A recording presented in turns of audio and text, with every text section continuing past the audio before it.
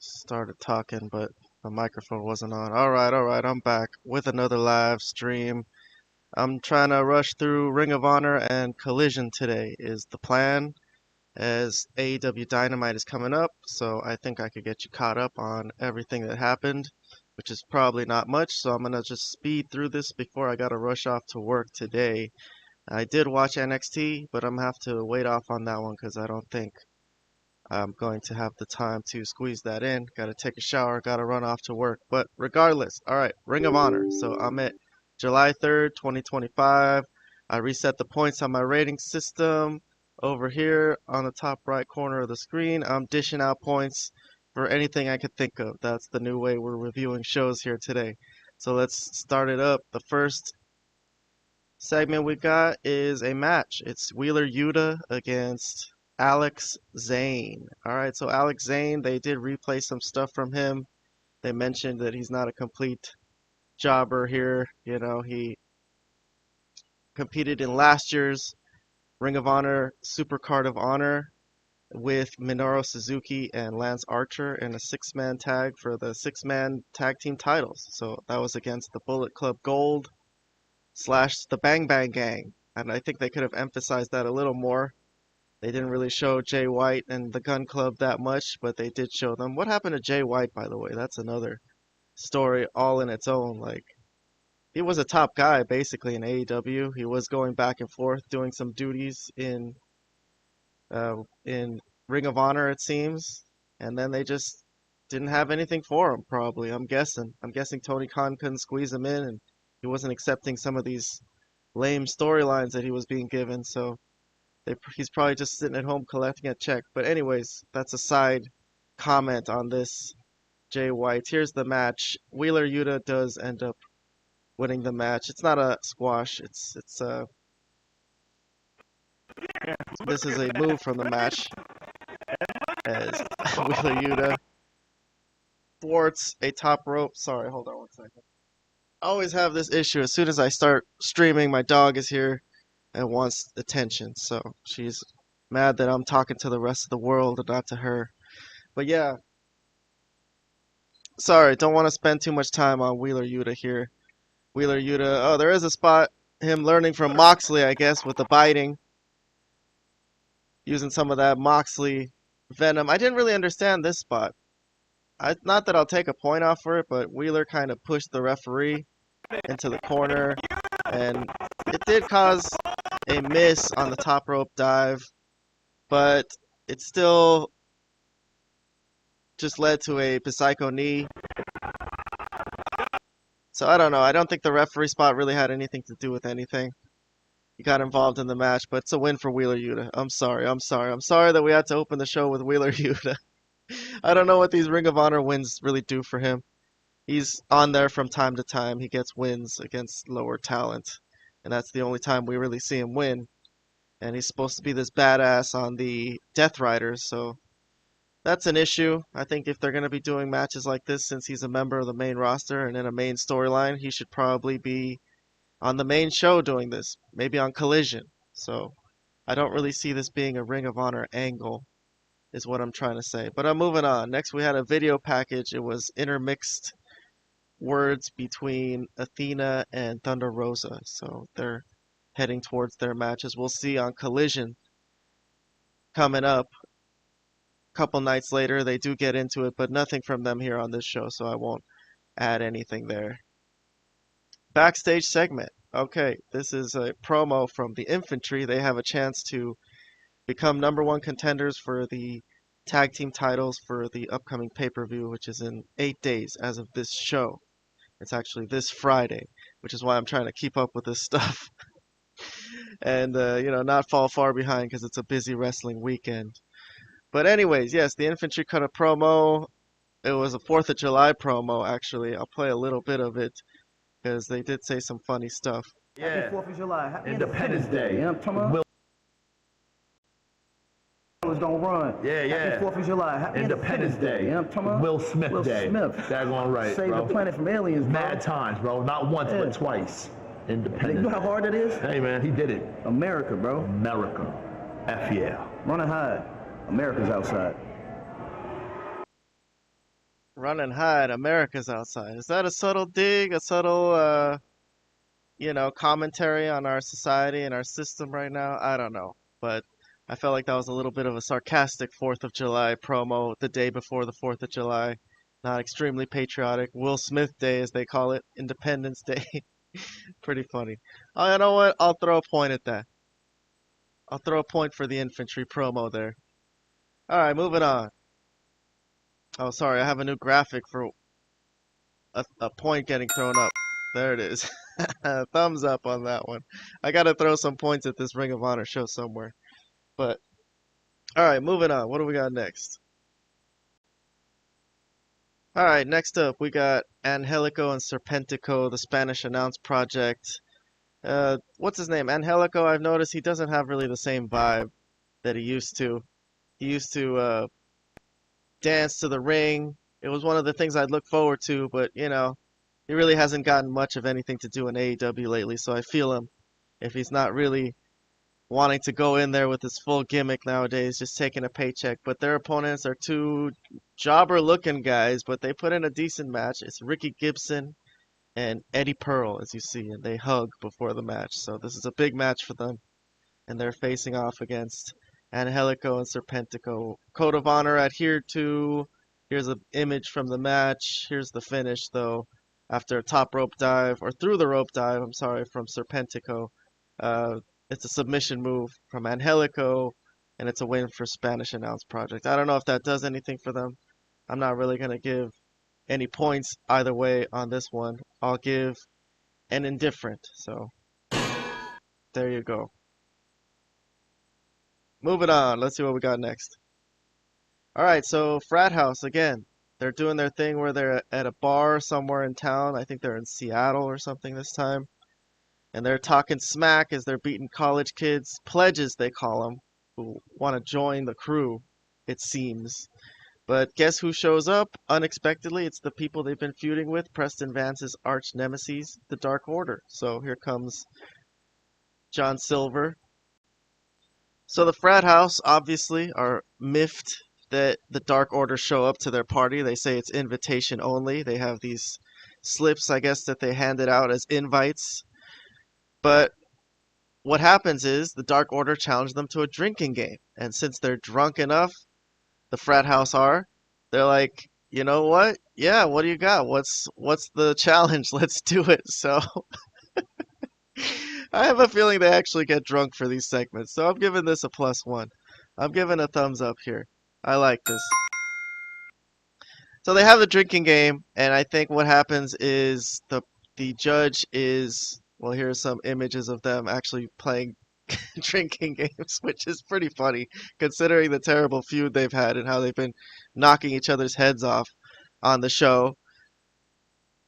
John Silver seems to think he's won, but Jack Jameson, who is the curator here, says that they cheated. So he gives the game to the Frat House. So that's what happens. Regardless, John Silver actually picks up the tab. So he's like, hey, let us pick up the tab. And I was thinking, is this an olive branch? Is this a night of drinking like this? It could sure goes a long way to, burying a beef, I would say.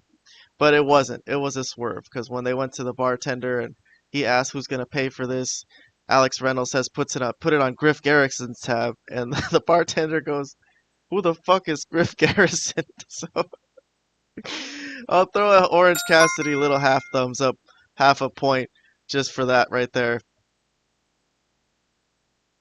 Beef up our score for this Ring of Honor review a little bit. Not much going on, but shit, fuck it. And then Dark Order leaves, so that is probably to be continued, and it seems like Frat House are going to be pissed that they got left with the tab. So I anticipate another matchup coming. Moving along, though, you know what? I'll give a thumbs up to that whole thing. I'll give a thumbs up. Fuck it. For once, I actually like the storyline today for Dark Order and Frat House, because usually I am not into it, but today I'll be nice.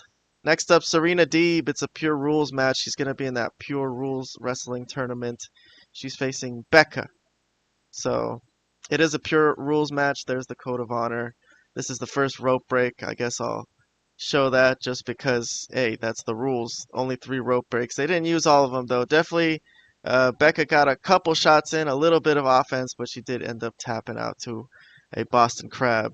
So there's a result for you. Do I give any points for this match? No, not really. So I'm at an indifferent. No ratings here at all.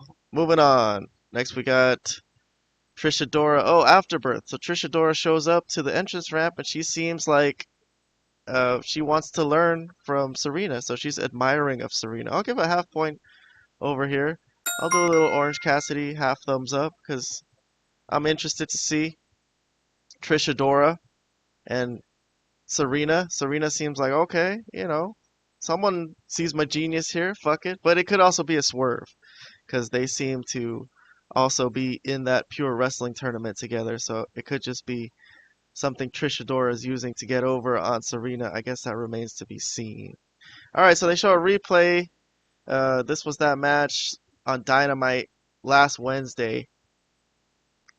Not as of this show, it was the previous Wednesday, not even the night before, but Takeshita got nailed by Bandito, and that led to Mark Briscoe's victory, but Takeshita challenged Bandito after that, so using Rocky Romero as a mouthpiece, so he didn't really talk, but they do go over the fact that Takeshita is facing Bandito for that Ring of Honor title. Nothing really happens with that, though. That was just a recap. Moving on. This is the #1 contenders match. It's the main event. It's the Infantry. They bring everyone with them from Shane Taylor Promotions, and they're facing off against Top Flight, who bring Layla Gray with them. She'll get involved with Trisha Dora later on. Darius Martin, I did notice, getting a little pudgy there, going hard on them donuts. I wouldn't want to catch him. I wouldn't want to be at the other end of one of his dives nowadays. But here's an interference spot. It's Trisha Dora.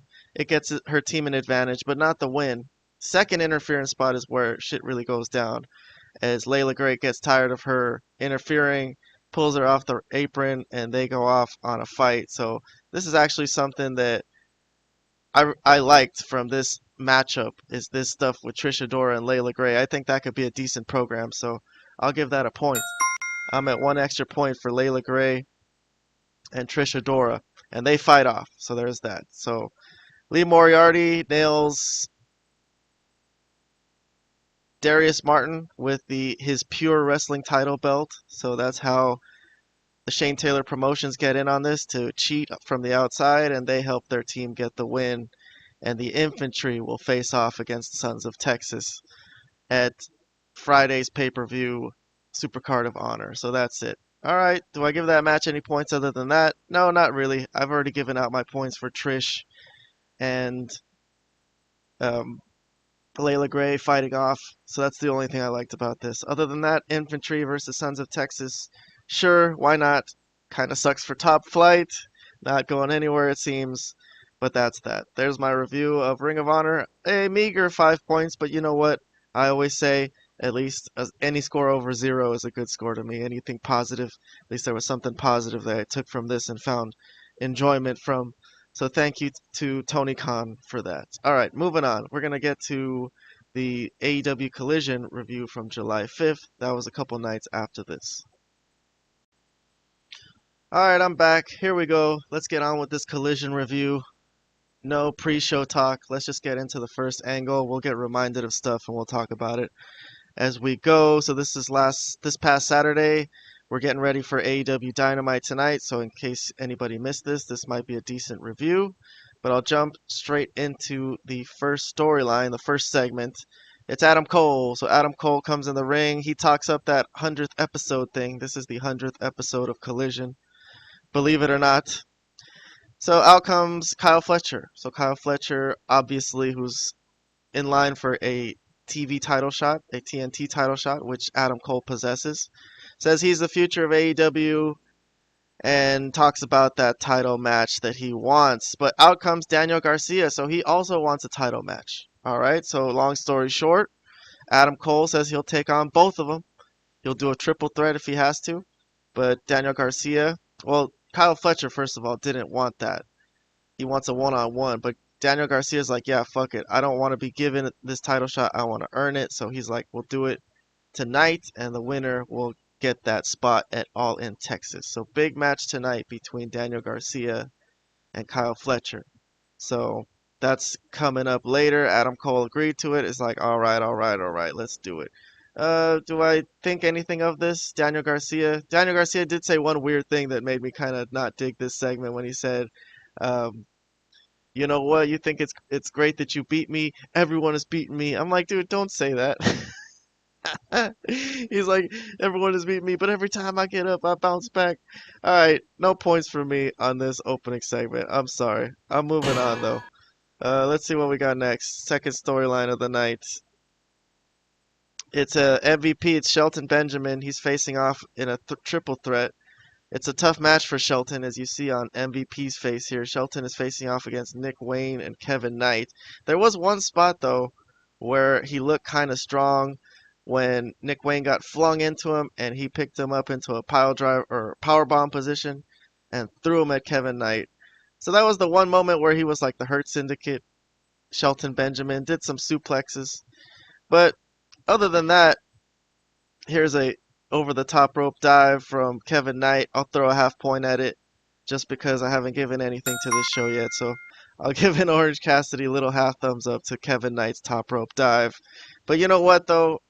This was a tough match for Shelton. Without Bobby Lashley, I think he looked kind of ordinary. Here he is with the ankle lock on Kevin Knight, but he just gets nailed with a kick from behind by Nick Wayne.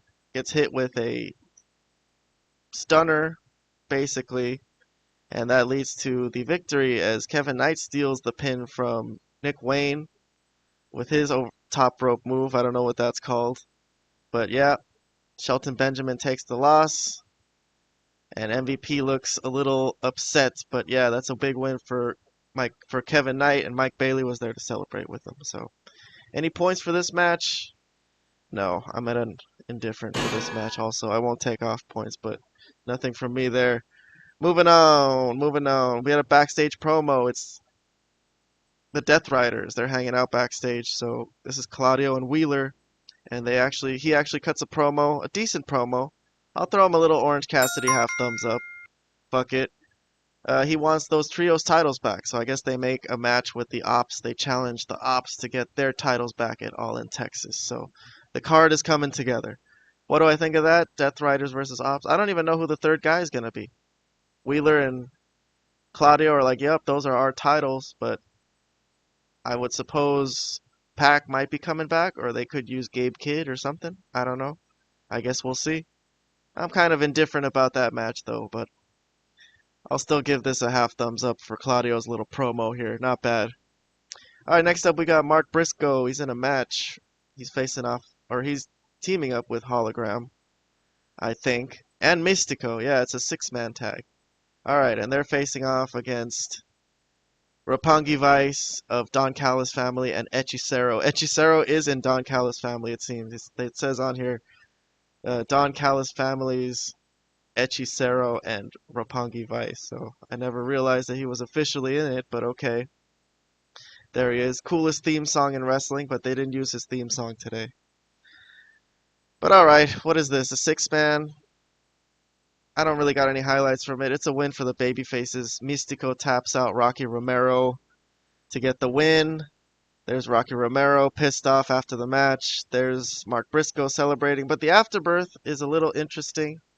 MJF has been semi-feuding with Mark Briscoe, so he gets on the mic and he's going to start talking from on the Titantron for all these guys. So MJF and MVP are in the back, which makes me think, why didn't MJF help Shelton Benjamin if he was in the arena? But I suppose he's not really in the arena. This is probably pre-recorded.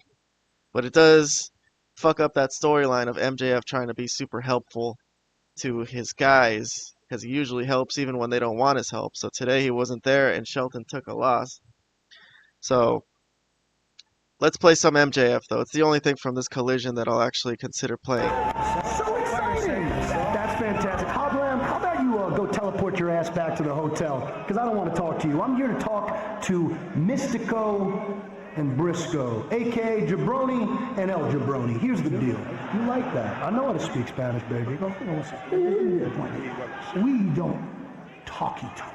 No, we don't. That's what poor, uneducated chicken farmers do. For sure. We converse. We converse. We speak the language of violence. So how about we have a little conversation right now? How about you do that? Mark Briscoe, you want to talk to me one-on-one? I don't know, man. See, the way I see it, I always roll with my clique. Because when you're in the syndicate, we ride together. We die together. We hurt people together. But I'll consider it. And as far as you go, Mystico, I know you're all excited. Yay! I'm in the casino gauntlet! Are you? Because last time I checked, I am going to beat Mark Briscoe within an inch of his life and pin him before anybody else gets to make an entrance at All In Texas. So now you two can go back to doing what poor people do. I don't know, count food stamps or something. Montel, talk us out of here. Mark, I appreciate your enthusiasm, I honestly do, but you're way out of your league. Y Místico, ya tú sabes que tú eres el cabrón de México. A loser. I don't know what he just said, but when you're in the syndicate, it ain't personal. It's just business. Kiss my ass!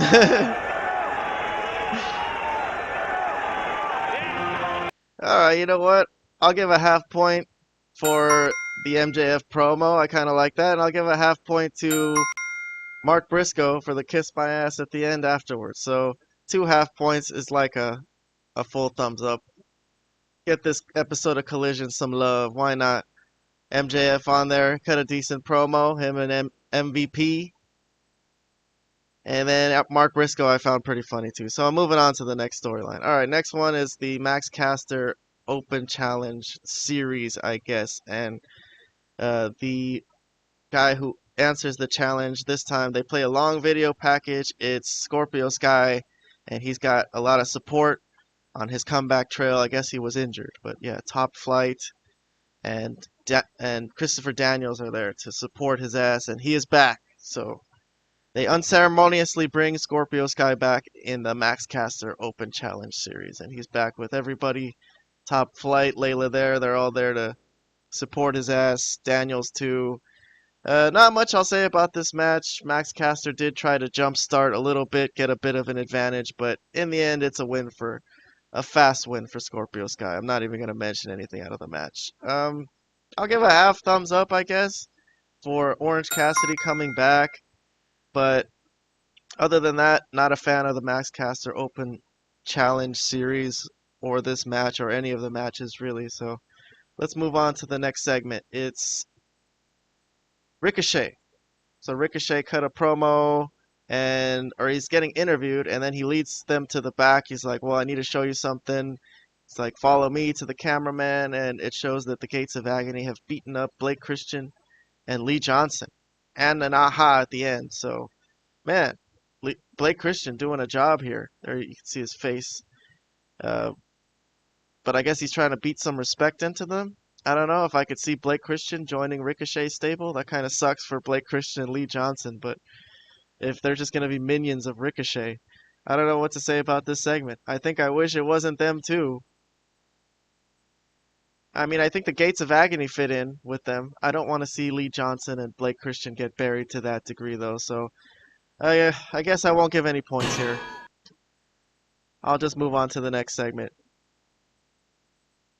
It's Willow Nightingale. She's in a match. She's facing Vipress. Okay, so it's kind of a local talent, it seems. And Chris Statlander is watching from the back as she has had dealings with Willow. There she is. There's Chris Statlander. And Wheeler Yuta is going to come up from behind and, do that thing where he's like suggesting that she does something or joins the Death Riders, and she just doesn't want to listen to him, and she leaves. So, again, this has happened before, but I get the sneaky suspicion that she will join the Death Riders. Regardless, Willow is in the ring, and she gets the win against Vipress. So, that's a nice win for Willow. No points for me on the match, though. No points for me on the backstage segment. Double indifferent. So I'm moving on to the next segment. Let's see what we got. Coming up next, it's a replay. Well, it's not a replay. This wasn't shown last Wednesday, but it was recorded. It's Anthony Bowens. He's in pain after losing to. It was a four-way match, I think, for that to enter the gauntlet for the gold early, and he's just sitting there sulking. Renee's trying to get an interview when Billy Gunn comes around and helps him up. So Billy's like, yeah, I know you didn't want me around, but I think we should get back together. And Anthony Bowens is like, all right, fine, but what's going to be different about it this time? And Billy Gunn's like, just trust me. So that's what we got there. And then they scissor. So Bowens and Daddy Ass back together. Any points for me on this? I don't know. I guess I'll throw an Orange Cassidy for this because at least Anthony Bowens is trying to keep in the story somehow. He's not a top guy, but he's a guy who struggles. It's a storyline. Fuck it. It's not a good one. But I'll wait and see. Let's see if they can pull anything off with these two. I'm not very optimistic. But moving on to the next segment. It's a tag match. It's Dax. It's Cash. They're with Stokely. I'm not a fan of Stokely being with them. But regardless, here he is. And it's a match again. Well, here was an interaction that a fan had with Dax Harwood that I kind of liked. So I like fan interactions. No middle finger, but I'll throw a half point for the fan interaction. So they're facing off against the Outrunners. So this is that prototypical 80s matchup. This should have been maybe a pay-per-view match, but it said it's a Collision 100 match. Good match. Stokely's out there coaching his boys up, I guess. Color for Turbo Floyd or Truth Magnum, that is. Excuse me. How can I get them confused? But yeah, it was a solid matchup. They really went at it. Here's Dax healing it up. I think they did another moment where they did a disrespectful pinfall with one foot. Yeah, there's Cash with the disrespectful pinfall. Crowd was really into it, though. Crowd was really, really into this match. They got them into this match. This match worked. It was very intense. They were trying to get the crowd into it. Here's a nice spot that I'll throw a half point at. It's Truth Magnum getting thrown out of the ring. I don't know how they do that when they suplex them just straight out of the ring like that, but that gets a half point from me. Here's the finish. It's after that. That was right after that. So Turbo Floyd takes the Shatter Machine, and it's a win for FTR. So they pick up a hard-fought win. You know what? I'll give a point for that match. Screw it. It was a good, solid matchup. It was a good wrestling matchup. It was what everybody wants when they say, "Oh, AEW doesn't make sense." That was pretty good. What more can you ask for than that? But all right, moving on. I got another. It's a women's match. Looks like it's an 8-man tag or 8-woman tag, if you will. It's Ty Conti, Anna Jay, Queen Aminata, and Thunder Rosa, and they're facing off against, looks like, Tekla, Athena, Julia Hart, and Megan Bayne. So 8-man tag, trying to get a lot of girls into this match all at once. But a couple of highlights. Thunder Rosa and Athena runs away from Thunder Rosa first chance she gets her in the ring alone. So they fight off. So that has to do with that Ring of Honor title match that's coming up on Friday. That's good. At least they got that into the show. I like that. I'll throw a half thumbs up there. They've been fighting a lot, so that's been a good program. Here's an interference spot. It's Sky Blue. Ref's not looking. She takes Ty Mello into the guardrail. And more interference. Penelope Ford, also Megan Bayne's friend, so she's in there. And that's too much. Too much for the baby faces to handle. It ends with a power bomb from Megan Bayne onto Anna Jay, and they win the match, the heels. So, as a match, I'm not going to give any points. I've already given points to the spots that I liked, but overall, I think this was not a very interesting booking. A little bit filler, so I'm passing on that. Let's see what we got next. It's a video package. It's a passionate Alex Windsor promo. So she's come back from injury. She's had a kid, and she's a new signee. So this was passionate enough to warrant giving a little Orange Cassidy half thumbs up. So I'll throw a half point at this too. Fuck it. Here's the match, the main event. It's Kyle Fletcher. It's Daniel Garcia for the chance to face Adam Cole. Here's Kyle Fletcher. Don Callis is with them, and he just joins commentary, just so you know. And here's Daniel Garcia. Daddy Magic sees him off. So they have their match. Hard fought match. Hard fought match. Here's some images from it. If anybody's interested, here's Don Callis and Kyle Fletcher showing their love during their match. They just felt like the need to. Here's Kyle Fletcher talking smack to Adam Cole, thinking that he's going to be his next opponent. Here's a sign. Fletch Light Section. Kyle Fletcher's face during this, that's the best. You know what? I'll throw a half point at Kyle Fletcher here, just for his sense of humor. Why not? Let's see. Do we got any more spots? We got Daniel Garcia getting color. So second guy getting color of the night after Truth Magnum did. So Kyle Fletcher feeling pretty confident at this point. Daniel Garcia's dripping in his own blood. And he does spit out blood too. So this is another, it's probably going to be another Garcia loss, I'm thinking at this point. So yeah, Garcia made a couple comebacks, showed some heart though, but there was an angle with Adam Cole on the outside where Kyle Fletcher is kind of pointing at him and showing him, look what I'm going to do to you. And Adam Cole's like, what are you going to do? Don't do that. So he's showing like worry for Garcia, like he's going to kill him. And he power bombs him onto the ring apron, onto his back. And this leads to Daniel Garcia convulsing on the floor, which I thought was a good spot. So I'll give that a point too. I'm being generous today, but Daniel Garcia convulsing and selling that powerbomb on the ring apron gets a point from me. Adam Cole, there he is, looking out for his boy, worried, and he helps him get back to the ring. He helps him beat the 10 count just with his encouragement, but that's literally right when he loses the match. Sorry, he gets nailed as soon as he gets up by a kick to the face and Fletcher's finishing move, which I guess is a pile driver, standing pile driver it seems. And Kyle Fletcher stares down Adam Cole to end the show. So that's going to be a match at All in Texas. Kyle Fletcher versus Adam Cole. It's not going to be a three-way with Daniel Garcia.